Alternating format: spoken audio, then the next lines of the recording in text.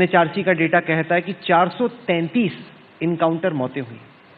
21वीं सदी में इतनी इनकाउंटर मौतें। आप कहते हैं कि या तो जो अपराधी हैं वो जेल में जाएंगे या यमराज के पास जाएंगे, ये क्या बात है? तो मैं क्या अपराधियों की आरती उतारूं? मैं कल देख रहा था, अच्छा हुआ, आपको मैं धन्यवाद दूंगा कि कल आपने यहां पर आपके एटीएस में कुंभ में खलल डालने के लिए कुछ आतंकी कुछ षड्यंत्र कर रहे थे, लेकिन आपने उनको यहीं पे पकड़ लिया। वैसे वे उत्तर प्रदेश में घुसते तो मैं उनको उत्तर प्रदेश की सीमा पे निपटा देता। सीखे अब कुछ करने की आवश्यकता है, अपनी ताकत का एहसास कराने की आवश्यकता है। कौन मौलाना हैदराबाद से बोलता है, कौन कहां से बोलता है, इसमें बहुत चिंता मत करिए, क्योंकि बकरे की अम्मा कब तक खैर मनाएगी आप देखते रहिए। बस जिन्हें पाकिस्तान अच्छा लगता है वो पाकिस्तान चले जाएं, हम उसको रोकेंगे नहीं। अगर वो चाहेगा तो उसको जाने का किराया भी मुहैया करा देंगे।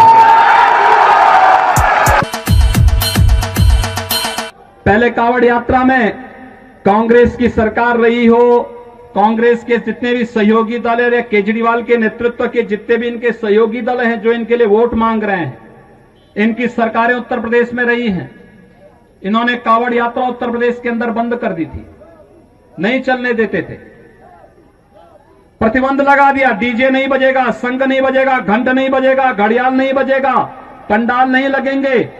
तो जब मेरे पास ये प्रस्ताव आया कि पहले ये होता था, मैंने कहा भाई ये भगवान शिव की भक्तों की यात्रा है, ये शव यात्रा नहीं है, इसमें सब बजेंगे, इसमें डीजे भी बजेगा, शंख भी बजेगा, घड़ियाल भी बजेगा, नगाड़े भी बजेंगे, और इनके स्वागत की तैयारी जगह जगह करो और हेलीकॉप्टर से पुष्प वर्षा भी करते जाओ। लोगों ने कहा कि लोग हमला करेंगे, तो हमने एक बात कही, भाइयों बहनों, मैंने बात साफ कही। मैंने कहा देखो भाई, भगवान शिव की भक्तों की यात्रा है, कोई व्यवधान डालना चाहता है तो उसको तय करना है। अगर वो व्यवधान डालेगा हम उसको गोली से समझाएंगे, व्यवधान डाल करके दंगा कराएगा तो गोली उसको समझा देगी।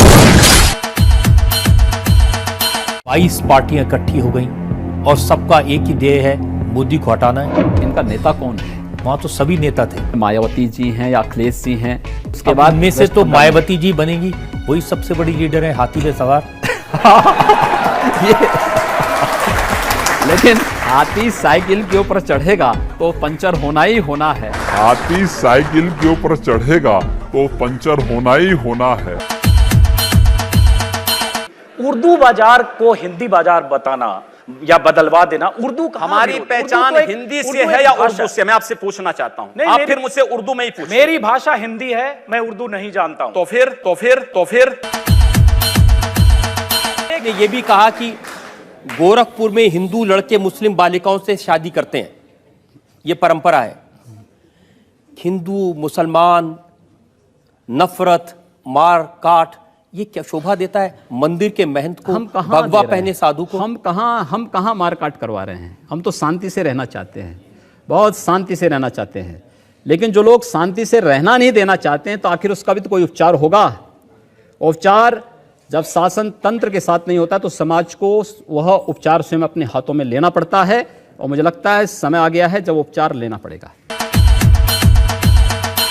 एक भी दंगे की शुरुआत हिंदुओं की ओर से नहीं हुई, एक भी दंगा शुरू करने वाला ना हिंदू होता है ना मुसलमान होता है। कैसी बात कर रहे हैं आप? मैं सच्ची बात कर रहा हूं। आज लोग कह देंगे आईएसआईएस के साथ लड़ने वाले लोग ना हिंदू है ना मुसलमान है, फिर उनके लिए फतिया क्यों पढ़ा जा रहा है? आप कहते हैं कि आतंकवाद की कोई जाति नहीं होती, और राम जन्मभूमि पर हमला करने वाले आतंकवादी जब वहां सुरक्षा बलों के हाथों मारे जाते हैं तो उनके लिए फतिया पढ़ा जाता है। क्यों नहीं उनको अमेरिका की जैसे ओसामा बिन लादेन को अमेरिका ने समुद्र में डाल दिया, पता ही नहीं लगा कहां चला गया, वैसे क्यों नहीं उनके साथ व्यवहार करते हैं? फिर आतंकवाद की कोई जाति नहीं, कोई मजहब नहीं, आप उसके साथ उसी प्रकार का व्यवहार करिए। आप आतंकवादी है, मिट्टी तेल छिड़क करके आग लगा दीजिए, फेंक दीजिए उसको, जिससे पता ही ना लगे। क्या मतलब है? का मतलब यह है कि अगर आपको धार्मिक स्वतंत्रता है तो किसी दूसरे को भी धार्मिक स्वतंत्रता हाँ, होगी? हर एक को है। हर एक को होगी? मैंने राम मंदिर निर्माण मक्का मदीना में करने की बात नहीं की। मैं राम मंदिर निर्माण की बात यरूशलेम में नहीं कर रहा हूं, वेटिकन सिटी में नहीं कर रहा हूं। मैं अयोध्या में राम मंदिर के निर्माण की बात कर रहा हूं।